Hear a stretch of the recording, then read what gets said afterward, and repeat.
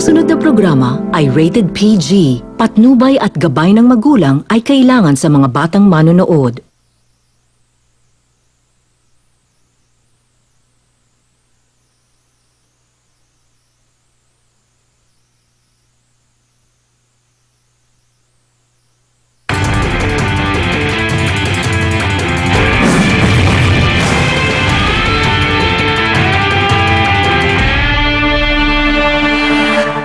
Dahil wala silang nagtatang mga oras kung may song.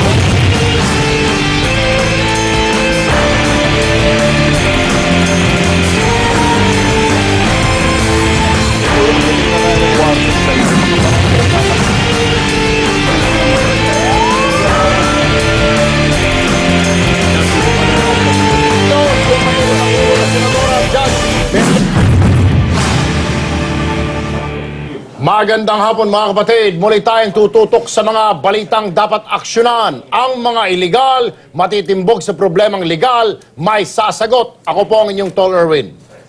Ako naman ang inyong Tol Rafi, patuloy na mangunguna sa pagtatagol sa mga inapi at magmamahal sa mga dapat damayan.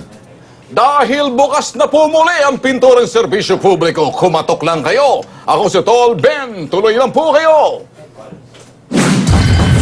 Narito ang panunupit na balitang kailangan ng agarang aksyon sa T3. Sa Videolante Exclusive, mga estudyante at babaeng tumatawid sa footbridge sa Mindiola, mag-ingat!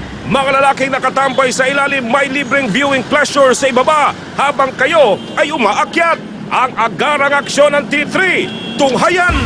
Tututukan po namin yun 24/7, no? Para mapangalagaan mga estudyante. Buti ka ng barangay sa QC, hindi gamot kundi mga tambay ang nakadisplay. Permit to operate, hindi raw kasi nasikaso ng NGO na gumawa ng proyekto. Ang tanong, bakit pinabayaan ng mga opisyal? Sayang naman! Ang problema, gamutin natin live! Isa pang aksyon, solusyon live! Inyong problemang legal, idulog natin kay Attorney on Call! Mga kolorom na tricycle sa tapat ng pampublikong ospital sa Maynila, mahal na raw maningil, magaspang pa ang ugali. Huwag nating palagpasin yan. Wala sila dapat terminal doon.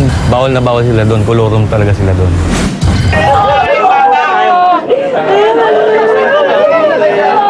Sa Metro Police, inang sinundo ang anak sa nursery school, pinagbabaril, patay. 5 taong gulang niyang anak, sugatan, mag-ina. Pangalawa na sa naging biktima sa nasabing eskwelahan. Bakit kaya? Balita at serbisyo publiko, umpisa na! Dahil ang T3 ngayon mas pinasiksik sa balitaan at sa serbisyo sa inyong mga kapatid namin, mayroon na tayong legal na tagapagtanggol. Just call. Oo nga, Tol Rafi, makakasama natin si Attorney Mel Santa Maria sa Attorney on Call. Magandang hapon, Attorney Mel.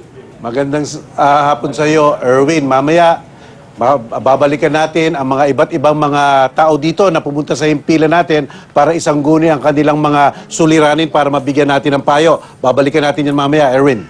Maraming salamat sa iyo, Attorney Mel. At siyempre, laging nakaabang ang bantay natin sa kalye ang ating Videolante. Umpisa na ang balitaan at bakbakan. Hindi ho masama ang magnegosyo. Ilagay lang po ito sa tama at dapat hindi nakakaperwisyo o agrabyado ng kapwa. Isang sumbungan natanggap po ng T3 sa mga tricycle sa Avenida na bukod sa kolorum na, abusado pa raw ang mga tsuper nito. Tutuldukan na po namin ang reklamong ito. Kalamihan po doon mga kolorum. Isang reklamo ang nakaabot sa tanggapan ng T3. Tungkol raw ito sa mga kolorum na tricycle sa tapat ng Jose Reyes Hospital sa Rizal Avenue, Maynila. Kalamihan po doon mga kolorum at saka mga illegal terminal. Saka mga masyado silang maningil sa mga pasahero. Para kumpirmahin ang sumbong, agad kaming nagtungo sa target area.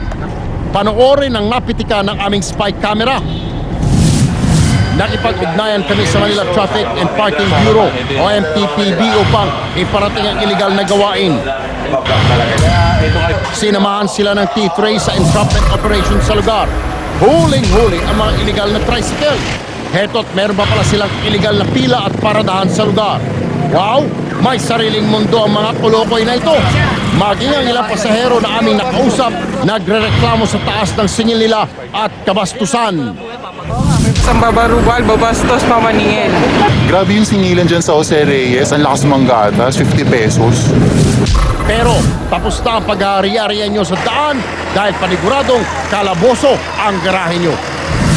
Itong mga tricycle na to, ito kasi nireklamo ron sa lugar. Unang-una, wala sila dapat terminal doon. Doon sila nagte-terminal, doon sila nag-aantay ng pasahero. Bawal na bawal sila doon, kolorum talaga sila doon. Anyway, nasa linya po ng aming telepono ngayon si Alan Zabat, ang head ng towing operations ng Manila Tricycle Regulatory Office ng Manila Traffic and Parking Bureau. Magandang hapon po, sir. Hello po, magandang hapon din po, Mr. Tulpo. Yes, sir. Live po tayo dito sa TV5, sa T3. Sir,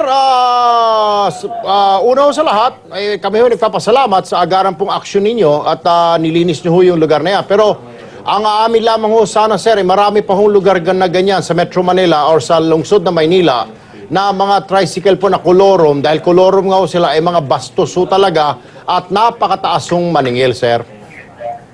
Opo, asahan niyo po ang aming opisina na gagawan po namin action yan.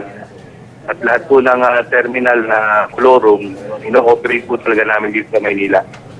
Sir, sunod nyo na ho dito sa malapit ho sa Mabuhay Rotonda, meron ho dyan. At saka dyan ho malapit sa Mayon Street, sa may Dimasalang, meron din ho dyan. At saka isa pa akong katanungan, sir, pwede ho ba yung tricycle pagala-gala dyan sa mga Espanya, sa EDSA? Hindi ba pinagbabawal ho yan sa mga highway? Bawal po talaga sila sa mga main thoroughfare. Pwede po sila dyan, tatawid lang. Hanggang secondary street lang po sila dapat. Yun ho, siguro maganda, sir. Lalo pag gabi, madaling araw, pwede ho siguro nating abangan, sir, para mahuli. Kasi, delikado ho yan. Pag sila ho mabangga, napakaliit na sasakyan ho yan, babaligtad, tsak na ikamamatay ho, hindi lang ng driver, kundi pati hong pasahero. Ito po yun. Nga lang, ikumanin nyo po dahil sa gabi, duty bukas namin sa umaga lang. Alright, maraming salamat po, Ginoong Alan Zabat ng Manila Traffic and Parking Bureau. Kakaibang butika ng barangay ang aming natuklasan. Hindi gamot, kundi basura at mikrobyo ang nakatambak. Kaya naman, ang mga residente nangangailangan ng murang gamot, kundi sakit ang lumalala, ang butas sa kanilang bulsa. Sa rami ng mga nagsulputang sakit at dami ng mga nagmamahalang gamot, saan patatakbo ang mga pobre may sakit na Pinoy? Isang gamot sa sakit na ito ng lipunan ang inilunsad ng Department of Health. Ang programang Butika ng Barangay para may murang gamot na mabibili.